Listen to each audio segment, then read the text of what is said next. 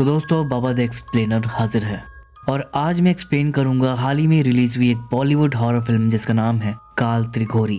Film की कहानी काल त्रिघोरी नाम के एक शैतान और एक क्रीपी सी डॉल के इर्द गिर्द घूमती है और लीड रोल में है हमारे सीआईडी वाले अभिजीत सर। कालों के बाद ये उनकी दूसरी हॉरर फिल्म है और इसकी IMDb रेटिंग है 7.2 आउट ऑफ 10। तो चलिए अब बिना किसी देरी के जल्दी से वीडियो स्टार्ट करते हैं। तो फिल्म की शुरुआत होती है काल त्रिघोरी के एक बेसिक इंट्रो से। हमें बताया जाता है कि ग्रेगोरियन कैलेंडर के अंदर जब 1 अप्रैल को चैत्र अमावस्या पड़ती है और फिर उसी महीने के बीच में 16 तारीख को चैत्र पूर्णिमा पड़ती है और फिर महीने के अंत में 30 तारीख को बैसाखी अमावस्या पड़ती है। तो इसे काल त्रिघोरी का महीना कहा जाता है, जो कि शताब्दी का सबसे खतरनाक और काली शक्तियों वाला महीना माना जाता है। तो ये था फिल्म का इंट्रो और उसके बाद मेन कहानी शुरू होती है, जहाँ पर हम देखते हैं रविराज नाम के आदमी को। स्टार्टिंग में हमें रविराज के बारे में जितना पता चलता है वो ये है कि वो एक बड़ी शिवाली में रहता है। रविराज ज्योतिष विज्ञान को बहुत ज्यादा मानता है और इसमें काफी नॉलेज भी रखता है। उसके पास एक बुक भी है जिसका नाम है ज्योतिष एक साइंस और इस बुक को लिखा है प्रोफेसर अग्निवेश ने। और रविराज जो है वो प्रोफेसर अग्निवेश को बहुत ज्यादा मानता है, काइंड ऑफ अपना गुरु मानता है, आइडल मानता है। तो आज टीवी पर प्रोफेसर अग्निवेश का एक इंटरव्यू आ रहा था जिसे कि रवि काफी इंटरेस्ट के साथ देख रहा था। तो यहाँ पर हमें बताया जाता है कि प्रोफेसर अग्निवेश ज्योतिष विज्ञान के साथ साथ साइकोलॉजी और यहाँ तक कि पैरानॉर्मल साइंस की भी नॉलेज रखते हैं। बाकायदा उनके पास कई सारी डिग्रियाज भी हैं। प्रोफेसर इन्हीं विषयों पर अपनी रिसर्च करते हैं और उन्होंने कई सारी बुक्स भी लिखी हैं, जिनमें से एक तो यही होगी ज्योतिष और साइंस वाली। और अभी जो लेटेस्ट बुक उन्होंने लिखी है उसका नाम है काल त्रिघोरी। अब जो लड़की प्रोफेसर का इंटरव्यू ले रही थी वो शुरुआत इसी से करती है कि लोगों को ये आपत्ति है कि काल त्रिघोरी किताब से आप अंधविश्वास को बढ़ावा दे रहे हैं। ये भूत प्रेत ज्योतिष जादू टोना, क्या इनमें वाकई में कोई सच्चाई होती है? प्रोफेसर कहते हैं गुड क्वेश्चन। देखिए अंधविश्वास तो बिल्कुल नहीं है, बल्कि इसके पीछे भी एक साइंस है। इनफैक्ट अमेरिका के अंदर AAS करके एक ऑर्गेनाइजेशन है, कई सारे साइंटिस्ट और स्कॉलर्स से मिलकर इस ऑर्गेनाइजेशन को बनाया था और पैरानॉर्मल रिसर्च वाले लोग तो इसमें 1957 से जुड़े हैं। आप चाहे तो गूगल कर सकती हैं। वो लड़की कहती है तो मतलब जो लोग दावा करते हैं कि उन्होंने भूत प्रेत या ऐसी कुछ चीजें देखी हैं या महसूस की हैं वो सब सच है। प्रोफेसर कहते हैं नहीं, हर बार सच नहीं होता है। 99.7% केसेस में साइकोलॉजिकल कारण होते हैं। वो लड़की चौंक जाती है, तो मतलब बाकी के 0.3% रियल होते हैं। लेकिन सर एक बड़ा वर्ग भी है जो इनमें बिल्कुल भी नहीं मानता, इस पर आप क्या कहेंगे? तो प्रोफेसर हंस के कहते हैं कि पहले मैं भी नहीं मानता था। इंटरव्यू कहती है अच्छा अब इस बुक के बारे में बताइए, काल त्रिघोरी आखिर ये है क्या? जिस पर प्रोफेसर बताते हैं कि ये बहुत ही खतरनाक योग है। 100 साल के बाद इस साल ये योग बन रहा है। असल में हजारों साल पहले एक कबीला हुआ करता था, पिशाच कबीला। वो लोग एक काली शक्ति, एक शैतान को पूजते थे, जिसे ये लोग काल त्रिघोरी बुलाते थे। इन लोगों की मान्यता थी कि हर 100 साल में एक ऐसा खास योग बनता है जब अप्रैल के महीने में चैत्र अमावस्या, चैत्र पूर्णिमा और बैसाखी अमावस्या तीनों एक साथ पड़ती हैं। इस तरह के योग में काल त्रिघोरी की काली शक्तियां जन्म लेती हैं और इसीलिए इस महीने को काल त्रिघोरी का महीना कहा जाता है।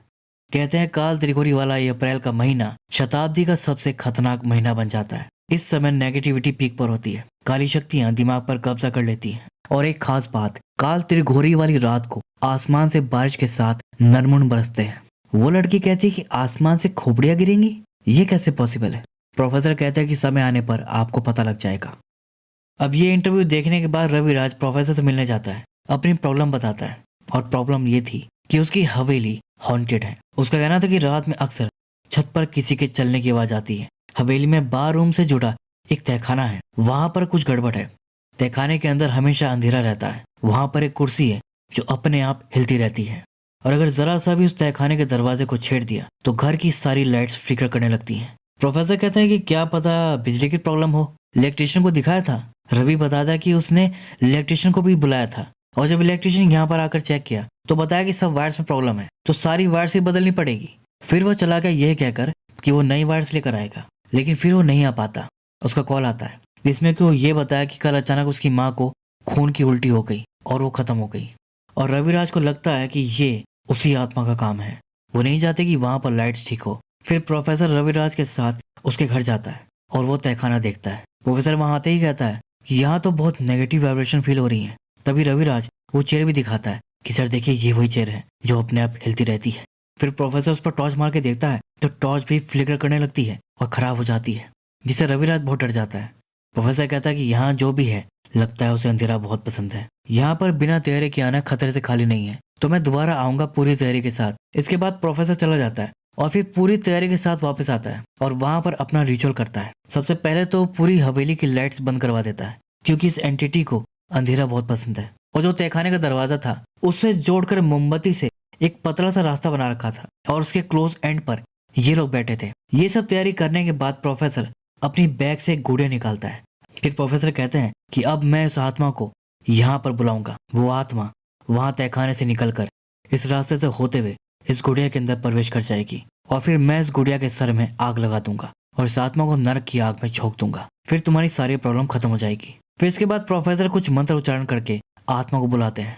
लेकिन इसके बाद हम ये देखते हैं कि तहखाने से नहीं बल्कि कोई घर के दूसरी तरफ से आ रहा था। वो लगातार उनकी तरफ ही बढ़ रहा था। उसके बाद एकदम से फटाक से दरवाजा खुलता है, जिससे कि दोनों एकदम से चौंक जाते हैं। और फिर वो क्या देखें कि सामने एक औरत खड़ी थी। लेकिन ये कोई भूत नहीं थी, वो असल में रविराज की पत्नी थी। उसका नाम था माधुरी और वो इन सब में बिल्कुल भी नहीं मानती थी। तो बहुत गुस्सा हो जाती है, ये सब क्या चल रहा है और हवेली की लाइट्स क्यों बंद है। फिर वो लाइट ऑन कर देती है, जिस पर रवि गुस्सा हो जाता है। माधुरी लाइट्स क्यों ऑन की, बंद करो। प्रोफेसर भी कहते हैं कि आपको लाइट्स ऑन नहीं करनी चाहिए थी। माधुरी कहती है अरे तो आप हैं प्रोफेसर अग्निवेश, काल त्रिपुरी के राइटर। देखिए मेरे पति आपकी बकवास बातों में मानते होगे, मैं नहीं मानती। और इसी बीच उसकी नजर पड़ती है उस गुड़िया पर। कहती है अरे ये कैसी गुड़िया है, देखूं जरा। और प्रोफेसर के मना करते करते वो गुड़िया छू दी। प्रोफेसर चिल्लाया कि ये क्या कर दिया आपने, अनर्थ हो गया। मैंने मना किया था लेकिन उन्होंने छू लिया, अब देखना क्या होगा, कैसा अनर्थ होगा देखना तुम। और गुड़िया को बैग में डाल देते हैं। फिर रविराज माधुरी पर गुस्सा करता है कि क्यों छू लिया तुमने, पागल हो गई हो क्या। वो कहती कि पागल तो तुम हो गए हो, तुम ये सब जादू टोना कुंडली ज्योतिष क्या है ये सब। रविराज कहता है कि तुम समझती क्यों नहीं, इस घर में कोई बुरी आत्मा है, नहीं तो क्यों हमारे बीच में झगड़े बढ़ रहे हैं। ये वो आत्मा है जो हमें झगड़े करवा रही है, नहीं तो क्यों चेयर अपने आप हिलती रहती है। उस इलेक्ट्रिशियन की माँ अचानक कैसे मर गई। लेकिन माधुरी के पास हर सवाल का जवाब था। कहती वो चेयर अपने आप नहीं हिलती है, उसे चूहे हिलाते हैं, चूहे, भूत नहीं। और उस इलेक्ट्रिशियन की माँ को टीवी की बीमारी थी, वो उससे मरी है। और हमारे बीच ये जो झगड़े बढ़ रहे हैं ना, इसका कारण है तुम्हारा ये अंधविश्वास। रविराज कहता है कि अच्छा अंधविश्वास, सब अंधविश्वास है, तो फिर छत पर वो जो चलने की आवाज आती है वो क्या है। माधुरी कहती कि वो आवाज सिर्फ तुम्हें आती है, मुझे क्यों नहीं आती। रविराज कहता अच्छा तो मतलब मैं पागल हूँ, सिर्फ मैं अकेले सब फील करता हूँ। तो फिर बताओ इस घर में एक भी नौकरानी क्यों नहीं टिकती, सब डर के भाग क्यों जाती है। माधुरी कहती कि तुम्हारी वजह से खुद भी डरते हो और नौकरों को भी डरा देते हो।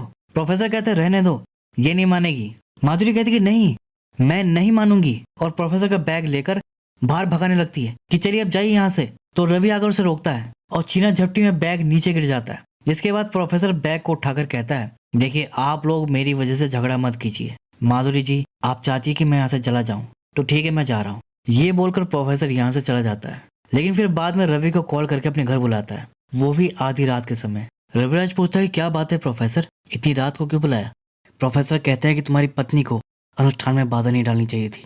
ये देखो तुम्हारे सामने मैंने वो गुड़िया इस बैग में डाली थी, लेकिन अब वो यहाँ नहीं है, वो गुड़िया भाग चुकी है। इसके ऊपर कल 1 अप्रैल है, चैत्र अमावस्या, मतलब काल त्रिघोरी की पहली काली रात, जब नकारात्मक ऊर्जाएं और भी शक्तिशाली हो जाती हैं। तुम्हारी पत्नी ने उस गुड़िया को छूकर अपनी मौत को दाव दे दी है।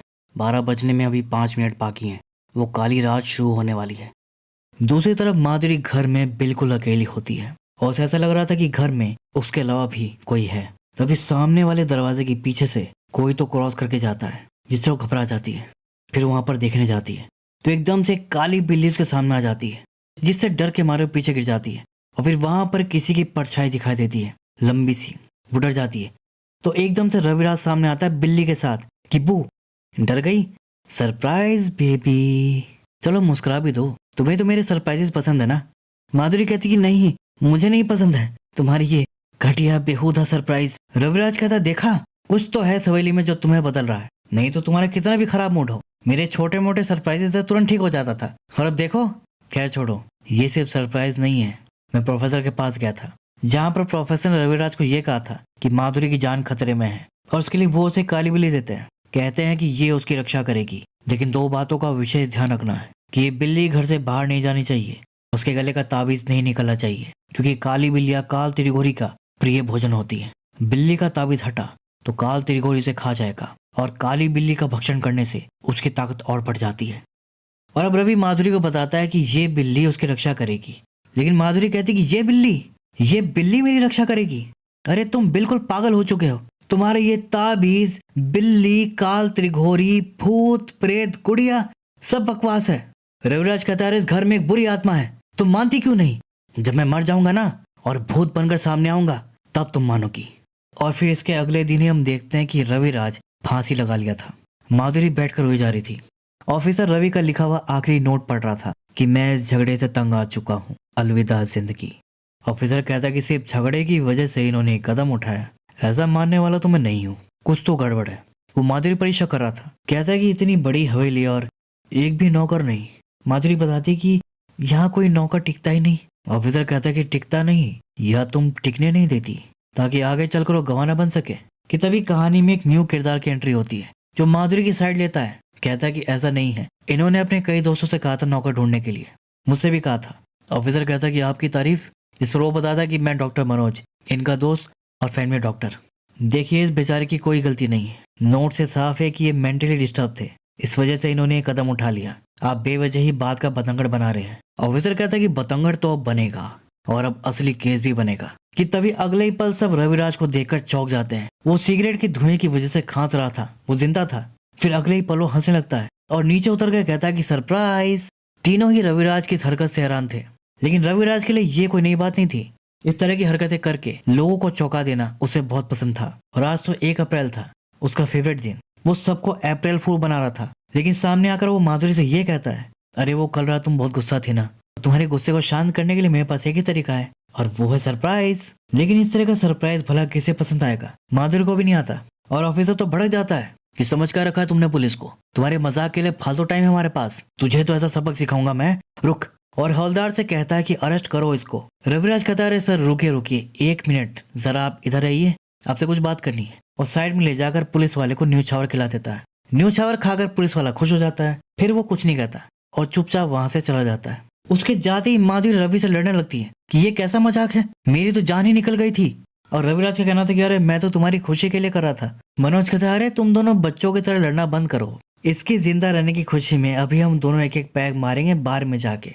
फिर दोनों बार रूम की तरफ जाते हैं, लेकिन मनोज एंट्रेंस पर ही अचानक रुक जाता है। रविराज कहता है भाई क्या हो गया, रुक क्यों गया? तो वो बताता है यार कुछ नेगेटिव सी वाइब्रेशन फील हो रही है। रविराज कहता है देखा है ना, मैं भी कब से यही कह रहा हूँ, लेकिन माधुरी है कि मानती नहीं, कभी कहती चूहा, कभी कहती अंधविश्वास। खैर उसका भी दोष नहीं है बॉस, दोष उसकी कुंडली में है, उस पर शनि की दशा चल रही है। ऐसे लोग जो हैं बहुत जिद्दी हो जाते हैं, किसी की नहीं सुनते। डॉक्टर कहता है शनि की दशा, अच्छा हाँ भाई तू तो मानता है ना ये सब? रवि कहता है भाई मैं तो बहुत मानता हूँ, और ये कोई अंधविश्वास नहीं है, बल्कि इसके पीछे भी एक साइंटिफिक नजरिया है। और उसे वही बुक दिखाता है, ज्योतिष एक साइंस, और फिर उसमें से 3 कुंडली निकालता है, एक अपनी, एक माधुरी की और इनफैक्ट मनोज की भी। मनोज चौंक जाता है कि अरे तेरे पास मेरी कुंडली भी है। रविराज कहता है भाई मैं सबकी कुंडलियां रखता हूँ। तभी माधुरी आती है नाश्ता लेकर और वहीं बैठ जाती है, बुक खोल लेती है। फिर रविराज मनोज से कहता है कि पता है भाई कुंडली में हर सवाल का जवाब होता है। और अब उससे एक सवाल करता है कि अच्छा ये बता कि तू माधुरी को बहुत पहले से जानता था, उसे पसंद भी करता था, लेकिन तेरी उसे शादी क्यों नहीं हो पाई? आदित्य से हो गई। आदित्य जो था माधुरी का पहला पति था, उसकी एक एक्सीडेंट में मौत हो गई थी। रवि का कहना था कि यहाँ पर तेरे पास एक मौका आया था, लेकिन फिर मेरा नंबर लग गया और तू रह गया। और इसका रीजन रविराज ये बताता है कि 45 साल की एज तक मनोज की ग्रह दशा कुछ ऐसी बनी हुई है जिससे उसका मंगल कमजोर है और इसकी वजह से वो शर्मिला है। इसकी वजह से वो अपनी दिल की बात माधुरी से नहीं कह पाया। और रवि कहता है कि अच्छा हुआ भाई तू नहीं कह पाया, नहीं तो मैं लटक जाता। माधुरी वहीं बैठी उनकी बातें सुनकर बस हंस रही थी। तभी इतने में रवि को एक कॉल आता है। फिर वो कॉल को सुनता है और कहता है कि अच्छा वो मुझे जरा कहीं जाना होगा अब। और हाँ भाई 45 के हो चुके हो तो अब ग्रह बदलेंगे देखना। और फिर हंसते हुए चला जाता है। इसके बाद मनोज माधुरी से कहता है कि कितना हंसमुख है ना रविराज, आदित्य के बाद ये तुम्हारी जिंदगी का सबसे सही फैसला था। लेकिन अब माधुरी के एक्सप्रेशन एकदम से बदल जाते हैं। कहती है कि खाक सही फैसला था, ये आदमी मेरी जिंदगी का सबसे गलत फैसला था। मनोज चौंक जाता है कि यार तुम ऐसा क्यों बोल रही हो? तो वो बताती है कि रविराज असल में उसे प्यार ही नहीं करता, बल्कि वो पैसे के लिए उसे शादी किया था और प्रॉपर्टी के लिए उसे मारना चाहता है। मनोज कहता है लेकिन तुम्हें ये कैसे पता चला? जिस पर यह बता दी कि एक बार ये लोग पहाड़ों में घूमने गए थे, उसी दौरान रोपे वाली जो लिफ्ट होती है उसके अंदर ये लोग थे। तभी रविराज क्या करता है कि पहले तो माधुरी की खूबसूरती की तारीफ करता है और फिर कहता है कि ये चश्मा तुम्हारे पर अच्छा नहीं लग रहा, तो उसे निकाल कर नीचे फेंक देता है। माधुरी एकदम से उसे रोकने के लिए उठती है, दरवाजा बंद न होने की वजह से वो बाहर गिर जाती है और वहीं लटक जाती है। माधुरी कहती कि मैं वहां लटकी रही और उसने मुझे बचाने के लिए हाथ तक नहीं दिया। मनोज कहता तो फिर तुम बची कैसे? माधुरी बताती कि थोड़ी देर बाद उसने हाथ दिया और मुझे ऊपर खींचा। मनोज कहता यार तुम बहुत शक करती हो। अरे वो घबरा गया होगा, कभी कभी ऐसी सिचुएशन में रिकनेक्ट करने में टाइम लग जाता है, इस वजह से उसे देर लगी होगी। माधुरी कहती कि नहीं, वहां पर एक ड्रोन उड़ रहा था, शायद उसने वो देख लिया था, इसीलिए उसे मुझे बचाना पड़ा। लेकिन मनोज अभी भी नहीं मानता। वो कहता कि ये तुम्हारा शक भी तो हो सकता है। माधुरी कहती कि पहले मुझे भी बस शक था, लेकिन जब मैंने उस पर नजर रखना शुरू किया तो पता चला कि बाहर उसके कई लड़कियों के साथ अफेयर है। तब मेरा शक यकीन में बदल गया, उसका असली चेहरा मेरे सामने आ गया। मनोज कहता है अरे तो फिर तुम उस घटिया आदमी के साथ रही क्यों रही हो, उसे तलाक क्यों नहीं देती थी? जिस पर वो बताती है कि मैं ऐसा नहीं कर सकती और उसके पीछे की पूरी कहानी सुनाती है। तो आदित्य की जब मौत हुई थी तो उसके बाद माधुरी एकदम से टूट सी गई थी। आदित्य अपने पीछे करोड़ों की प्रॉपर्टी छोड़ गया था, लेकिन माधुरी के लिए इसकी कोई वैल्यू नहीं थी। उसे तो बस आदित्य की याद सता रही थी। उसके बिना जीना मानो उसके लिए बहुत मुश्किल हो गया था, इसीलिए वो अपनी लाइफ भी खत्म करने की सोच ली थी, ढेर सारी नींद की गोलियां खाकर। लेकिन तभी डिब्बी से दवाई के साथ एक मकड़ी निकल आती है, जिससे डर कर वो सारी दवाई गिरा देती है। और तभी रविराज आकर हंसने लगता है और कहता है कि सरप्राइज। तो इस तरह का सरप्राइज देकर या कहीं कि प्रैंक करके वो माधुरी को मरने से बचाया था, और उसी पल से माधुरी उससे इम्प्रेस हो गई थी। उसके ऊपर रविराज अपने इसी अंदाज से ना सिर्फ माधुरी को डिप्रेशन से बाहर लेकर आया, बल्कि उसे फिर से जीना सिखा दिया। माधुरी अब बहुत खुश रहने लगी थी। फिर एक दिन रविराज से बोली कि हमेशा तुम मुझे अपने सरप्राइज से चौंकाते हो, आज मैं तुम्हें सरप्राइज देती हूँ। और सरप्राइज ये है कि मैं बहुत जल्द शादी कर रही हूँ। और शादी का कार्ड दिखाती है। पहले तो रविराज का मुंह लटक गया, उसे खराब लगा, लेकिन जब कार्ड में माधुरी वेट्स रवि देखा तो खुश हो गया। तो ये था माधुरी का सरप्राइज। और सिर्फ इतना ही नहीं, माधुरी ने एक वसीयत भी बनवाई थी, जिसमें कि उसके मरने के बाद सारी प्रॉपर्टी रविराज की हो जाएगी, और अगर वो उसे तलाक भी देती है तो आधी प्रॉपर्टी रविराज को देनी पड़ेगी। ये सब सुनकर मनोज कहता कि आधी क्या, सारी प्रॉपर्टी उसके नाम कर दो, छोड़ो उस कमीने को। लेकिन माधुरी कहती कि नहीं, मैं उसे एक फूटी कौड़ी नहीं दूंगी। मनोज कहता है क्या हो गया है तुम्हें, मैं जिस माधुरी को जानता था वो तो ऐसी नहीं थी, पैसों के लिए जान से खिलवाड़। माधुरी कहती कि बात पैसों की नहीं है, दरअसल आदित्य की मौत भी रोपवे एक्सीडेंट में ही हुई थी, और मुझे शक है कि वो एक्सीडेंट नहीं था, बल्कि उसके पीछे भी रविराज का यहाँ था। और अगर इसमें जरा भी सच्चाई हुई तो मेरे आदित्य का कातिल उसकी प्रॉपर्टी पर पूरी जिंदगी ऐशी करता रहेगा, और मैं ये नहीं चाहती, इसलिए मैं उसे तलाक नहीं दे सकती। अरे मैं तो जीना ही नहीं चाहती, लेकिन मैं मर भी नहीं सकती। आदित्य को जाकर क्या मुंह दिखाऊंगी, क्या कहूंगी उससे कि उसी के कातिल से शादी कर ली, प्रॉपर्टी उसकी हो गई और वो वहां पर मजे कर रहा है। तो ना तो अब मैं मर सकती हूँ और ना इस आदमी के साथ जी सकती हूँ। मुझे कुछ समझ नहीं आ रहा क्या करूँ। मनोज प्लीज मेरी मदद करो, मुझे इस उलझन से निकालो। तो फिर मनोज उसे संभालता है और उसी टाइम रविराज आ जाता है और इसी अवस्था में दोनों को देख लेता है। कहता है कि ओहो, तो ग्रह बदलने लगे। जिस पर मनोज सफाई देते हुए कहता है कि इसे आदित्य की याद आ रही थी। रवि कहता अच्छा ये बात है, नहीं तो मैं तो डर ही गया था कि कहीं ये ग्रह बदलने का असर तो नहीं। ये देखो मेरी दिल की धड़कन कितनी तेज हो गई थी। तुम्हें पता है ना कि मेरी कुंडली के हिसाब से मेरी मौत हार्ट अटैक से ही होगी। मनोज कहता है अरे ये सब तेरा वहम है, तू हॉस्पिटल आ, तेरी ईसीजी करवाता हूँ, सब वहम दूर हो जाएगा। चिंता तो मुझे माधुरी की है, आजकल वो अपने दिमाग पर बहुत ज्यादा जोर डालती है, उसके दिल पर भी असर पड़ सकता है, इसकी भी ईसीजी करवानी पड़ेगी। इसके बाद वो चला जाता है। लेकिन रवि को यकीन था कि उसकी ईसीजी रिपोर्ट पॉजिटिव आएगी। वो बताता है कि प्रोफेसर से मिल के आ रहा है, वो फोन उसी का था, और अब प्रोफेसर ने उसे ये बताया कि उसकी जान को भी खतरा है। तो असल में रवि प्रोफेसर से जब मिलने गया था तो प्रोफेसर ने कहा कि आज का दिन तुम्हारे लिए बहुत खतरनाक है। तुम्हारी प्रश्न कुंडली इस बात की ओर इशारा कर रही है कि आज तुम्हें बुरे बुरे विचार आएंगे जो तुम्हें अपनी जान देने के लिए मजबूर कर देंगे। ये सुनते ही रविराज हंस देता है, कहता है कि इसलिए तो मैं आपका फैन हूँ प्रोफेसर, आपका विश्लेषण काफी सटीक है। ऐसा हुआ जरूर है, लेकिन बुरे विचारों की वजह से नहीं। वो आज 1 अप्रैल है ना, तो माधुरी को सरप्राइज देने के लिए मैंने लटक कर मरने की एक्टिंग की थी। जिस पर प्रोफेसर कहता है कि तुम गलत फहमी में हो, तुम्हारी सोच के पीछे काल त्रिकोणी है, वो दिमाग पर कब्जा कर लेता है। हमें लगता है कि हम अपनी मर्जी से कर रहे हैं, जबकि वो हमसे करवाता है। फांसी की एक्टिंग करते करते तुम्हें सच में फांसी लग सकती थी, वो तो तुम्हारी किस्मत थी कि तुम बच गए, लेकिन हर बार ऐसा नहीं होगा। जब तक वो गुड़िया नहीं मिलती तुम्हें सतर्क रहना होगा। फिर प्रोफेसर उसे एक लाल कपड़ा देता है, कहते हैं कि जैसे ही तुम्हें वो गुड़िया मिल जाए उसे इस लाल कपड़े में लपेट कर मेरे पास ले आना, और लाते वक्त पूरे टाइम कार में मंत्रोच्चारण चलता रहना चाहिए। मंत्रों की फाइल वो एक पेन ड्राइव में करके दे देते हैं। लेकिन माधुरी सब बातों को बकवास बताती है, कहती कि प्रोफेसर के चक्कर में तुम पागल हो गए हो, अब ये लाल कपड़ा और पेन ड्राइव लेकर आ गए, मन तो करता है इन्हें फेंक दूं, लेकिन फिर तुम्हें मौका मिल जाएगा ये कहने का कि ये भी गुड़िया ने मुझसे करवाया। फिर इसके बाद 6 अप्रैल को डॉक्टर रिपोर्ट्स लेकर आता है। अब जैसे ही घर के अंदर जाता है, इसके पीछे से रविराज आ जाता है और वो उसकी कार देख लेता है। कहता है कि अच्छा, ये साला डॉक्टर तभी आता है जब मैं घर में नहीं रहता हूँ। ग्रह बदलने लगे। और इसके दूसरी तरफ डॉक्टर माधुरी के रूम में उसके साथ था, उसे रिपोर्ट दिखा रहा था। तभी इतने में बाहर रविराज आ जाता है। नॉक करके कहता है कि दरवाजा खोल डॉक्टर। 25-30 सेकंड तक वो दरवाजा पीटता रहता है और जब दरवाजा खुलता है तो रवि अंदर आकर क्या देखता है कि उसकी पत्नी माधुरी अपनी शॉर्ट्स ठीक कर रही थी।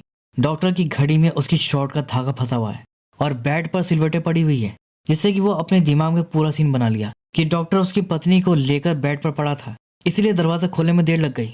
रवि देखा कि नीचे फर्श पर ईसीजी रिपोर्ट भी पड़ी हुई थी। फिर वो बोलता है कि पहली बार देख रहा हूँ कि रिपोर्ट दिखाने के लिए दरवाजा बंद करना पड़ता है। डॉक्टर कहता है कि तुम गलत समझ रहे हो, दरवाजा तो बंद था ही नहीं। फिर वो एक्सप्लेन करता है कि हुआ ये था कि जो बिल्ली थी वो एकदम से इनके ऊपर उछल गई थी, जिससे हड़बड़ाकर ये दोनों बेड पर गिर गए। इसी दौरान बिल्ली ने वाइपर भी गिरा दिया जो दरवाजे में फंस गया था। डॉक्टर कहता है कि मैं तो यहाँ ये बताने आया था कि तुम्हारी रिपोर्ट नॉर्मल है, लेकिन माधुरी को सीरियस हार्ट की प्रॉब्लम है, तो संभालो उसको अब। रविराज कहता है उसे कुछ नहीं होगा, कुंडली के हिसाब से हार्ट अटैक से तो मैं मरूंगा। डॉक्टर कहता कि तुम और तुम्हारी एक कुंडली, अरे बाहर निकलो इस काल्पनिक दुनिया से। हार्ट पेशेंट तुम नहीं, ये है, तो ध्यान रखो अब इसका। फिर वो चला जाता है। इसके बाद रविराज माधुरी से कहता है कि देखा तुमने, चिढ़ के बात कर रहा है मुझसे, जबकि चिढ़ना तो मुझे चाहिए। क्यों? मतलब ये आदमी मेरे रूम में अंदर से दरवाजा बंद करके रिपोर्ट दे रहा था। बेवकूफ समझ रखा है मुझे। अगर कोई मेरी मर्दानगी को चैलेंज करेगा ना तो खून हो जाएगा, समझी? और फिर चाकू उठा लेता है। कहता है कि या तो मैं मर जाऊंगा या मार डालूंगा। माधुरी कहती है कि तुम मुझ पर शक कर रहे हो, गंदी सोच के गंदे आदमी, मार डालो मुझे, मार डालो मुझे, मार डालो। उसी के हाथ से अपने ऊपर चाकू चलवाने के लिए जबरदस्ती करने लगती है और इसी खींचातानी के बीच उसे अचानक से हार्ट अटैक आ जाता है। वो वही बेड पर गिर जाती है। इसके बाद सीन कट होता है और फिर अगले सीन में हम देखते हैं कि माधुरी हॉस्पिटल में थी और लकीली वो बच गई थी। लेकिन डॉक्टर रविराज पर बहुत गुस्सा कर रहा था कि क्या कहता था तू कि हार्ट अटैक से तुझे हो सकता है, ले हो गया ना इसे हार्ट अटैक, अब जिंदगी भर इसे गोलियां खिलाता रहे, सब तेरी वजह से हुआ है। रविराज कहता अच्छा, मेरे घर में मेरी बीवी के साथ मेरे बेडरूम का दरवाजा अंदर से बंद करके बोलता है कि गलती मेरी है। डॉक्टर कहता है कि तुझे जो बोलना है बोल, लेकिन गलती तेरी है। इसी बीच रवि गुस्से में वहां पर एक नाइफ उठा लेता है और जैसे ही डॉक्टर पलट कर जाने लगता है, ये पीछे से उस पर अटैक कर देता है। नाइफ से कई बार स्टैब करके वो डॉक्टर को खत्म कर देता है, उसकी लाश बिछा देता है। लेकिन दूसरी पल लाश गायब हो जाती है, क्योंकि असल में ये बस वो इमेजिन कर रहा था। डॉक्टर तो कब का जा चुका था और ये चाकू लेकर हवा में बस एक्शन कर रहा था, लेकिन माधुरी ने ये देख लिया था और वो घबरा गई थी। फिर जब इसे रियलाइज होता है कि हवा में चाकू चला रहा है तो रुक जाता है और फिर पलट कर माधुरी से कहता है कि अगर ये आदमी मुझे फिर घर में दिखा तो मैं सच में इसका खून कर डालूंगा। फिर इसके एक हफ्ते बाद 14 अप्रैल को माधुरी नहा रही होती है और जैसे वो बाहर निकलती है तभी डॉक्टर आ जाता है। उसे देख माधुरी घबराकर पीछे छुप जाती है। कह रहे तुम यहाँ क्यों आ गए, तुम्हें यहाँ नहीं आना चाहिए था। डॉक्टर कहता है कि रविराज कहाँ है, तो ये बताती कि वो तो सरप्राइज पार्टी के नाम पर 2 दिन से बाहर है। डॉक्टर कहता है अरे वो कोई पार्टी प्लान नहीं कर रहा है, तुम्हें मारने की प्लानिंग कर रहा है, वो तुम्हारी जान को खतरा है, चलो मेरे साथ। वो उसका हाथ पकड़ के बाहर ले जाने लगता है, लेकिन तभी वो देखे कि सामने से रविराज आ रहा था, तो ये तुरंत दरवाजा बंद कर लिए। तभी रवि आकर दरवाजे पर नॉक करता है, कहता है कि बेबी दरवाजा खोलो, तुम्हारे लिए सरप्राइज है। और पीछे हाथ में चाकू ले रखा था। ये लोग तो दरवाजा नहीं खोलते, तो वो डुप्लीकेट की से दरवाजा खोल लिया। उससे पहले डॉक्टर जो है साइड में छुप गया और सामने खड़ी थी माधुरी, और उसे देखते ही रवि सरप्राइज बोल के चाकू से अचानक उस पर अटैक कर दिया। लेकिन माधुरी उसे बचकर पीछे हट गई और उसके वारों से बचने की कोशिश करने लगी और फिर डॉक्टर से बोली कि बचाओ डॉक्टर मुझे। डॉक्टर का नाम सुन के रवि रुक गया कि वो भी यहाँ पर है। फिर वो पलटा तो तभी डॉक्टर उसके सर पर वाज दे मारा, जिससे कि रवि अपने चाकू पर ही गिर गया। फिर वो उसे पलट कर देखे तो चाकू उसके छाती में घुस गया था। ये देख माधुरी बहुत घबरा गई और फिर डॉक्टर उसे संभालता है। ये देखकर रवि कहता है कि ग्रह बदलने लगे डॉक्टर, ये बोलकर मर जाता है। माधुरी कहती है अरे ये तो मर गया, अब क्या करें, पुलिस के पास जाए। डॉक्टर कहता है कि पागल हो क्या, पुलिस तो यही कहेगी कि हम दोनों यहाँ पर रंगरलियां मना रहे थे और जब इसने हमें पकड़ लिया तो हमने इसका खून कर दिया। माधुरी कहती तो हम क्या करें, हम तो फंस गए। डॉक्टर कहता है रुको मुझे कुछ सोचने दो। तभी वो देखा कि रवि की जेब से कुछ बाहर निकल रहा था। वो देखा कि ये तो बोर्डिंग पास है। इसके अकॉर्डिंग तो रविराज इस वक्त मुंबई से बैंगलोर ट्रेवल कर रहा था। ये इसने कैसे मैनेज किया। और फिर जेब से एक नेकलेस भी निकलता है। माधुरी से पहचान लेती है कि ये तो मेरा नेकलेस है, डॉक्टर कहता है आप समझा, तो ये था रविराज का प्लान। तुम्हें मार के वो ये दिखा देता कि चोर तुमको मारा है और ये बच जाता, क्योंकि बोर्डिंग पास के हिसाब से ये यहाँ पर था ही नहीं। एक मिनट, जब वो यहाँ पर था ही नहीं तो फिर उसका खून भी यहाँ पर नहीं हुआ, मतलब हमने ये खून नहीं किया। ये बोर्डिंग पास इस बात का सबूत है। अब हमें बस इस लाश को ठिकाने लगाना है। बस फिर क्या था, ये दोनों अब घर के बाहर ही गड्ढा खोद कर लाश को दफनाने लगते हैं। तभी माधुरी ने देखा कि लाश का पैर हिला और डर गई कि ये जिंदा है और चिल्लाते हुए भागने लगी। मनोज कहता है अरे ये मर चुका है, मैं डॉक्टर हूँ, मेरी बात मानो। लेकिन वो बहुत डर गई थी, वो नहीं रुकती। फिर डॉक्टर अकेला ही रवि की बॉडी को दफन करता है और फिर माधुरी को जाकर समझाता है कि घबराओ मत, वो मर चुका है। माधुरी कहती है लेकिन उसका पैर हिला था। डॉक्टर कहता है कि अरे हड्डियों के बीच में जब एयर स्पेस हट जाती है तो ऐसा होता है, वो कंफर्म मर चुका है, संभालो अपने आप को। ठीक है अब मैं चलता हूँ। लेकिन माधुरी कहती है कि प्लीज यहीं रुक जाओ, पता नहीं क्यों मुझे एक अजीब सा डर लग रहा है। डॉक्टर कहता है अरे कुछ नहीं होगा, तुम रिलैक्स हो जाओ। उसको कैसे भी समझा वो जाके शांत करके चला जाता है। फिर जब माधुरी सो रही होती है तो अचानक उसको कुछ आवाज आती है। जब वहां खोली तो क्या देखी कि खिड़की पर रवि राज का भूत था। वो उसे देखकर मुस्कुरा रहा था। ये देख माधुरी जोर से चीख पड़ती है और फिर अगले ही पल वो गायब हो जाता है। फिर माधुरी तुरंत डॉक्टर को कॉल करती है, उसे बताती है कि वो रविराज वापिस आ गया है, मैंने उसे खिड़की पर देखा, उसने कहा था कि मैं मर जाऊंगा तो भूत बन के आऊंगा, और वो आ गया, वो वापिस आ गया है। इस पर डॉक्टर उसे समझाता है कि अरे तुमने डरावना सपना देखा है बस, और कुछ नहीं है, और तुम ये कब से भूत प्रेत में मारने लग गई, रिलैक्स करके सो जाओ अब। फिर वो सो जाती है और फिर उसके बाद कुछ नहीं होता। और फिर इसके 2 दिन बाद ही 16 अप्रैल आता है, यानी कि चैत्र पूर्णिमा। उस रात मौसम बहुत ज्यादा खराब था, तेज बारिश के साथ बिजलियां कड़क रही थी और माधुरी बहुत डरी हुई थी। उसे एक अजीब से बेचैनी हो रही थी। वो गूगल में सर्च कर रही थी कि क्या भूत होते हैं। और तभी यहाँ बाहर रविराज अचानक से जिंदा हो जाता है। किसी वैम्पायर की तरह वो अपनी कब्र से बाहर निकलता है और किसी ज़ॉम्बी की तरह चलता हुआ हवेली के अंदर जाता है। इधर माधुरी को कदमों की आवाज सुनाई देती है। वो कहती है कौन है, तो सामने उसका मरा हुआ पति खड़ा था। ये देख वो इतना डर गई कि उसे वहीं पर दिल का दौरा पड़ गया, वो नीचे गिर पड़ी। फिर वो अपनी दवाई निकालकर खाती है लेकिन वो नहीं बच पाती, वहीं खत्म हो जाती है। और तभी डॉक्टर हंसते हुए आता है और फिर रविराज यानी कि वो भूत भी हंसने लगता है। और यहाँ पर यह पता चलता है कि असल में रविराज मरा ही नहीं था, वो एक्टिंग कर रहा था और डॉक्टर उसके साथ मिला हुआ था। वो हंस हंस के रवि की तारीफ कर रहा था कि वाह भाई क्या एक्टिंग की तूने, ऐसे में तो किसी को भी हार्ट अटैक आ जाता। और ये तो वैसे भी हार्ट की पेशेंट थी, ये बेचारी इतने टाइम से मेरी दी हुई नकली दवाई को असली दवाई समझकर खा रही थी। रविराज भी डॉक्टर की तारीफ करता है क्योंकि प्लान तो सारा उसका ही था। माधुरी के नहाने के समय पर डॉक्टर का वहां जाना, फिर अचानक रविराज का जाना और गलती से रविराज का खून हो जाना। ये पूरी सिचुएशन अपने आप नहीं हुई थी बल्कि क्रिएट की गई थी। वो चाकू और खून दोनों नकली थे। हाँ बस वो वास असली था जो वाकई में जोर का पड़ा था। रवि इसकी शिकायत भी करता है कि भाई तूने बहुत जोर का मार दिया था। डॉक्टर कहता है अरे करोड़ों की बात है, तू इतना भी नहीं सह सकता, और वो तू पैर क्यों हिला रहा था, मैंने बहुत मुश्किल से संभाला था। रवि कहता है अरे यार वो कुछ चुभ रहा था पैर में, वैसे अच्छा ही हुआ कि वो डर के भाग गई, नहीं तो मुझे फिर पाइप से सांस लेना पड़ता। तो हुआ ये था कि माधुरी के जाते ही रवि बाहर निकल आया था। फिर ये दोनों मिलकर गड्ढा भर दिए और फिर इसके बाद रात में रवि खिड़की पर आकर माधुरी को डराया था। बातों बातों में रविराज ये भी बता देता है कि आदित्य को भी वही मारा था, वही उसे रोपवे से गिराया था। और ऊपर से कहता है कि माधुरी की कुंडली में लिखा था कि इसका पति अकाल मृत्यु से मरेगा, मैं तो बस निमित्त मात्र था। ये कहकर वो जोर जोर से हंस रहा था। डॉक्टर भी उसके साथ हंस रहा था। लेकिन ये दोनों मिले कब थे? तो जब रवि मनोज को आखिरी वार्निंग दिया था कि घर पर दिखा तो मार दूंगा, तो फिर डॉक्टर ने उसे बाहर मिलने के लिए बुलाया था और प्रॉपर्टी के लिए उससे सेटिंग कर लिया, उसे अपना प्लान बताया और रवि के साथ मिलकर उसे अंजाम तक भी पहुंचा दिया। और वो प्लान के दूसरे हिस्से को अंजाम देता है। वो रवि से कहता है कि 200 करोड़ का मामला है भाई, किसी को शक नहीं होना चाहिए, सब नेचुरल लगे इसलिए तुझे एक इंजेक्शन लगा रहा हूँ, इससे तुझे सदमे जैसा फील होगा। आखिर तेरी बीवी जो मरी है, दवाई के असर से तुझे हेलुसिनेशन भी हो सकता है कि 2-3 दिन तुझे हॉस्पिटल में भी बिताना पड़े।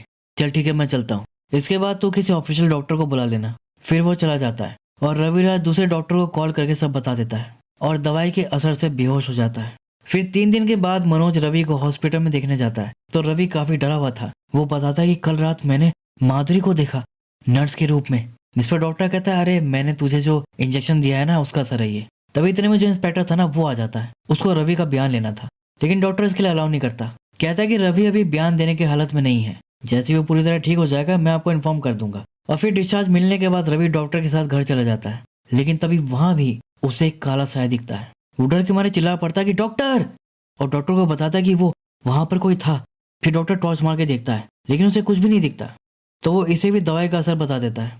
फिर इसके बाद हम देखते हैं कि दोनों बार रूम में ड्रिंक कर रहे होते हैं। इसी दौरान रविराज कहता है कि भाई डॉक्टर, तेरी वो दवाई वाली बात सही है, लेकिन भाई आत्माएं भी होती हैं, और वैसे भी ये महीना तो काल त्रिघोरी का महीना है। और तभी उसे रियलाइज होता है कि काली बिल्ली वहां नहीं थी। वो घबरा जाता है कि बिल्ली कहाँ चली गई। भाई अगर वो बिल्ली बाहर निकल गई तो वो उसको खा जाएगा। डॉक्टर कहता है बिल्ली खा जाएगा? कौन?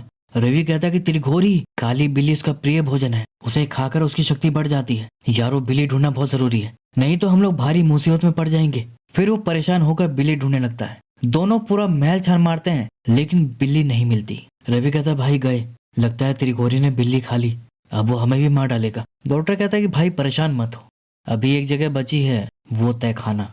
फिर वो लोग तहखाने में जाकर ढूंढते हैं और आखिरकार बिल्ली वही मिलती है, लेकिन वो देखे कि वो फंसी हुई थी। उसका पट्टा एक भारी से संदूक के नीचे दबा हुआ था। रवि कहता है ये त्रिघोरी करवाया है ताकि किसी तरह इसका ताबीज निकल जाए और फिर वो बिल्ली को खा सके। डॉक्टर कहता है अरे तुम कुछ भी बकवास करते रहते हो यार, अरे किसी चूहे के पीछे भागते भागते यहाँ आकर फंस गई होगी, चलो निकालो इसको। फिर दोनों मिलकर उस भारी संदूक को हटाते हैं और बिल्ली को वहां से निकाल लेते हैं। बिल्ली को वापस पाकर रविराज बहुत खुश होता है, कहता है कि मेरा कॉन्फिडेंस वापस आ गया, अब बुला लो इंस्पेक्टर को, मैं बयान देने के लिए तैयार हूँ। लेकिन डॉक्टर कहता है कि तुझे अभी आराम की जरूरत है, एक हफ्ते बाद बुलाएंगे। रवि कहता है चलो ठीक है। फिर एक हफ्ते के बाद वो इंस्पेक्टर आता है और पूछताछ तो क्या, वो तो वहां पर प्रॉपर इन्वेस्टिगेट करने लगता है। और इसी बीच वो खिड़की के शीशे पर हाथ का निशान दिख लेता है, जो तब बना था जब रवि बाहर से माधुरी को डराया था। लेकिन इंस्पेक्टर जब इस निशान के बारे में पूछता है तो वो लोग ये कहते थे कि वो एसी रिपेयर वाला आया था ना, उसका निशान है। और इंस्पेक्टर कहता है कि ओ अच्छा एसी वाले का है, चलो ठीक है। फिर उसे दारू की बोतल दिख जाती है, ये तो प्रीमियम वाली है ना। वो दोनों कहते हैं हाँ आप ले जाइए। फिर इंस्पेक्टर बस वो बोतल लेकर खुश होकर चला जाता है और फिर रविराज चैन की सांस लेता कि चलो भाई भला टली। लेकिन डॉक्टर कहता कि तू गलत फहमी में है, वो सिर्फ बोतल नहीं ले गया, हमारे फिंगरप्रिंट्स भी ले गया, इसलिए वो इंतजार करता रहा जब तक तूने बोतल को हाथ नहीं लगाया। अब पता है क्या होगा, फॉरेंसिक वाले आएंगे और तेरे हाथ के फिंगरप्रिंट्स उस खिड़की के फिंगरप्रिंट से मैच कर लेंगे, जिससे रविराज परेशान हो जाता है। फिर वो कहता है कि सुन एक काम करते हैं, उस इंस्पेक्टर को पैसे खिलाते हैं। डॉक्टर कहता है कि तू अपना दिमाग ना सिर्फ जादू टोने में लगा, हमें इस निशान को ही मिटा देना चाहिए। रविराज कहता है यार टेंशन से मेरा दिमाग अभी काम नहीं कर रहा, पहले चलकर जरा टिकाते हैं, फिर बाद में निशान मिटाते हैं। डॉक्टर भी कहता है चलो ठीक है। फिर दोनों बाथरूम में जाते हैं और जब रविराज बॉटल खोलता है तो उसकी कैप गिरकर लुढ़कते हुए सामने अलमारी के नीचे घुस जाती है। फिर रवि नीचे झुककर कैप निकालने लगता है तो उसके हाथ में वही गुड़िया लग जाती है। उसे देखते हुए चौंक पड़ता है कि अरे ये तो वही गुड़िया है जो भाग गई थी, प्रोफेसर को ढूंढ रहा है। डॉक्टर कहता है अरे ये गुड़िया वुड़िया छोड़ और चल अब निशान मिटाते हैं। रविराज कहता है अरे इसे ऐसे नहीं छोड़ सकते, ये फिर भाग जाएगी। फिर वो उसे अलमारी के अंदर रखकर लॉक कर देता है और इसके बाद ये दोनों निशान मिटाने जाते हैं बाहर।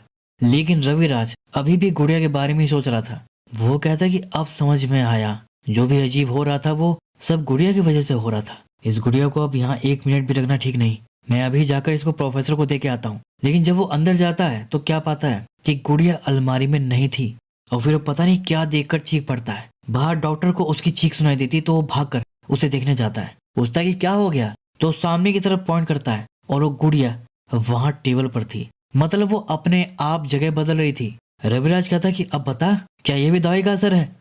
मेरे भाई मेडिकल साइंस के परे भी एक दुनिया होती है, आत्माओं की दुनिया, जिसके बारे में प्रोफेसर जानता है। उसने बताया था कि काल त्रिघोरी 100 साल में एक बार आता है और इसी फिराक में रहता है कि तीनों रातों में किसी की अचानक मौत हो और मरने वाला प्रेत योनि में चला जाए, मतलब भूत बन जाए, और फिर वो उसे भी अपने साथ मिला ले।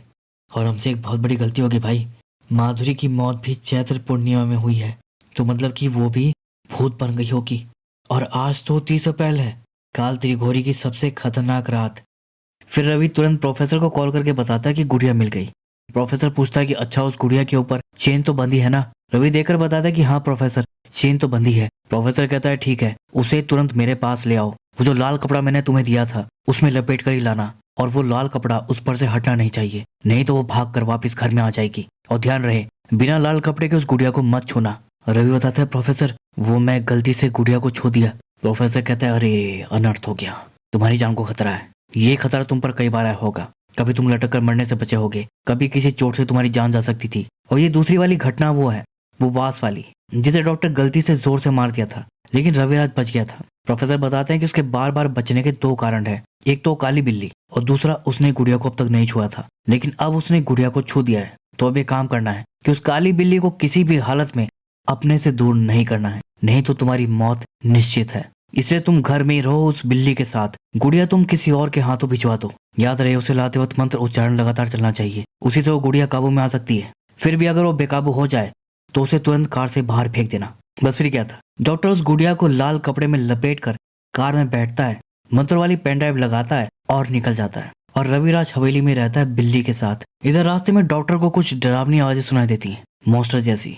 वो तुरंत कॉल करके रविराज को बताता है कि ये देखो मंत्रों के साथ ये कैसी आवाजें आ रही हैं डरावनी सी। वो आवाजें सुनकर रविराज बहुत डर जाता है, कहता है अरे गुड़िया बेकाबू हो गई, गुड़िया को तुरंत बाहर फेंको। डॉक्टर ऐसा ही करता है, गुड़िया को तुरंत गाड़ी के बाहर फेंक देता है और फिर बताता है कि आवाज बंद हो गई। तब रवि चैन की सांस लेता है, लेकिन फिर डॉक्टर बताता है कि अब उसकी कार स्टार्ट नहीं हो रही थी। तभी सामने से माधुरी का भूत चलकर जाता है।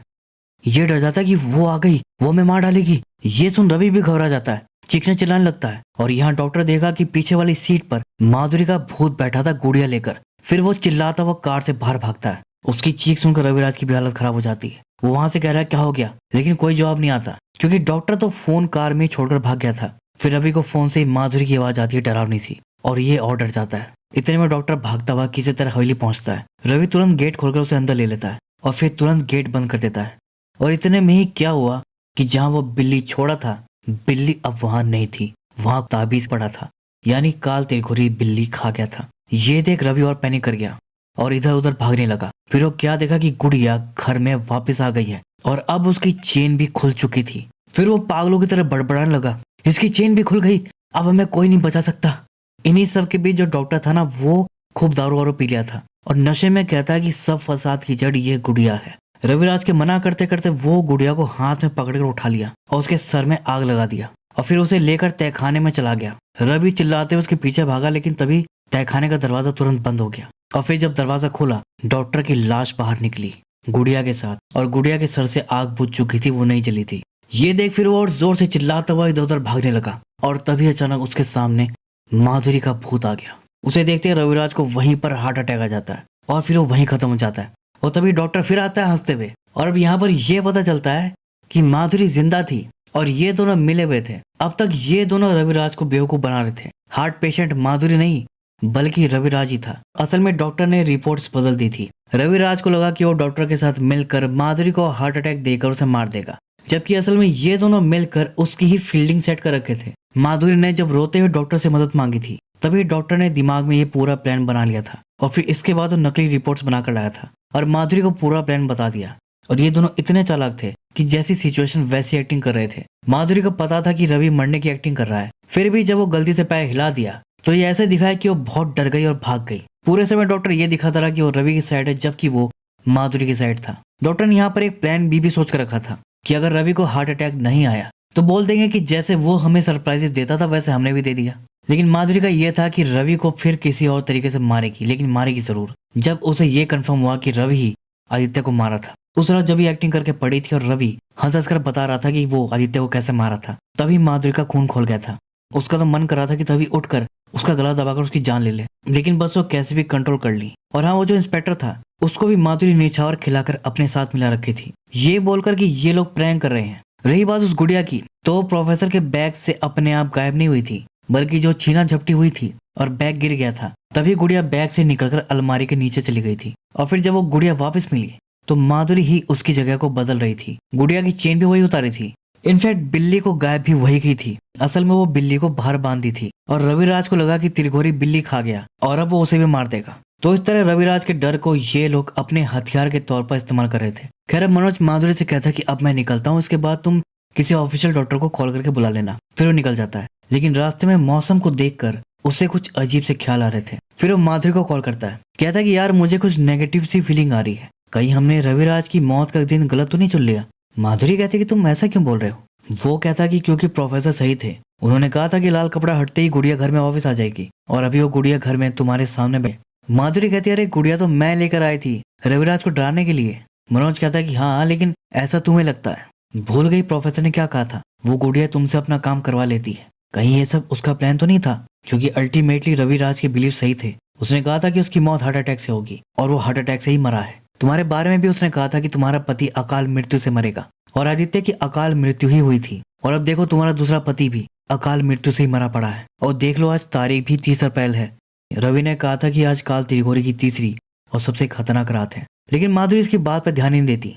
कहती कि पता नहीं मेरा पाला ऐसे अंधविश्वासी लोगों से ही क्यों पड़ता है, और उसका मजाक बना के फोन काट देती है। इसके बाद फिर वो आदित्य की फोटो निकाल कर उससे बात करने लगती है। कहती कि आज मैंने तुम्हारी मौत का बदला ले लिया।